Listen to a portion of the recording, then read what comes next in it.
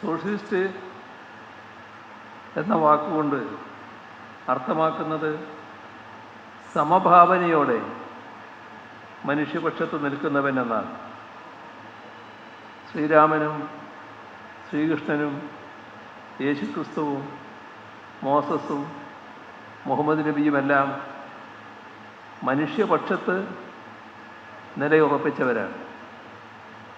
ഈ സമഭാവനാ സങ്കല്പം കലർന്നു നിൽക്കുന്നതുകൊണ്ടുകൂടിയാവണം കേൾക്കാൻ ഏറ്റവും ഇമ്പമുള്ള വാക്കാണ് സോഷ്യലിസ്റ്റ് എന്നത്. ആധുനിക സോഷ്യലിസ്റ്റുകളിൽ വിശ്വാസികളെയും അവിശ്വാസികളെയും കാണാം. വിശ്വാസം ഏതുമാകട്ടെ, പ്രഥമ പരിഗണന മനുഷ്യന് നൽകുന്നവരാണ് സോഷ്യലിസ്റ്റുകൾ. ആ അർത്ഥത്തിൽ സോഷ്യലിസ്റ്റ് എന്ന് വിശേഷിപ്പിക്കപ്പെടാൻ എല്ലാ അർത്ഥത്തിലും യോഗ്യനാണ് മുഹമ്മദ് നബി. ശ്രീകൃഷ്ണനിലും ശ്രീ യേശുവിലും ശ്രീ ബുദ്ധനിലും ഒക്കെ ഈ സമഭാവന വീക്ഷണം കാണാം.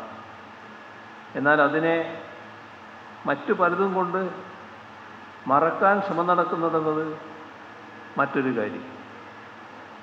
അതിലേക്കിപ്പോൾ കടക്കുന്നില്ല.